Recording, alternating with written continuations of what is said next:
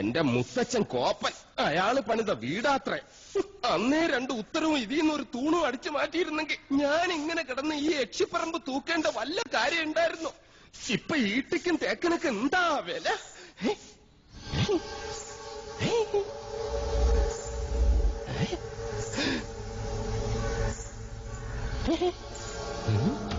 എന്തോ കിലുങ്ങുന്നുണ്ട്. ഇങ്ങനെ നിൽക്കുന്നോണ്ടായിരിക്കും. ഇരിക്കാം.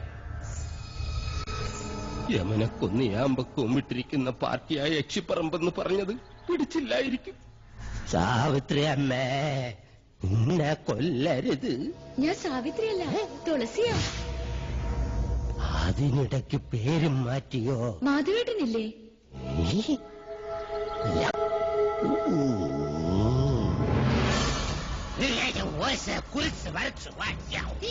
അടുത്തു വരരുത്. അടുത്തു വന്നാൽ പേടിച്ച് മൂത്രമൊഴിച്ച് കളയും ഞാൻ. മാധവേട്ടൻ എവിടെ? മാധവേട്ടൻ എവിടെ? മാധവേട്ടനോ? എന്നെ കൊണ്ടൊന്നും പറയിപ്പിക്കരുത്. തലയ്ക്ക് വെളിവില്ലാത്ത 3-4 നമ്പൂരി ചെക്കന്മാരെ പിടിച്ച് അടുപ്പിന് ചുറ്റും ഇരുത്തിയിട്ട് സ്വാഹ സ്വാഹ എന്ന് പറഞ്ഞ് കുറച്ച് എണ്ണയും കോരി ഒഴിച്ചാൽ ഒരു യക്ഷിയും തളയ്ക്കാൻ പറ്റില്ല. യക്ഷിയെ തളയ്ക്കണമെങ്കിൽ കടമറ്റത്ത് കത്തനാർ തന്നെ വരണം. അത് നിനക്ക് എങ്ങനെ അറിയാം? ഞാൻ കത്തനാർ സീരിയലിൽ കണ്ടിട്ടുണ്ട്. അതിലാണെങ്കിൽ ഒരു കൊച്ചു കിണറ്റിൽ വീണ് ചത്തപ്പോ കത്തനാർ ഇങ്ങനെ വടിയെടുത്ത് ഇങ്ങനെ കാണിച്ചേ ഉള്ളൂ. ആ കൊച്ചു ജീവനോടെ കയറി വന്നു. അത് ഏഴില്ലാതെ. നിർത്തുക. തുളസി കൊണ്ടാക്കാൻ ആരും വന്നില്ല?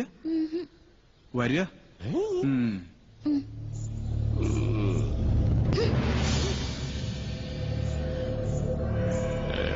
ഇവിടെ യക്ഷിയുടെ മറവിൽ സ്ത്രീകൾ വരുന്നു, ജപങ്ങൾ മുറയ്ക്ക് നടക്കുന്നു. അങ്ങനെ ചിന്തിക്കാൻ പോലും പാടില്ല. എനിക്ക് കിടന്നാൽ ഉറക്കം.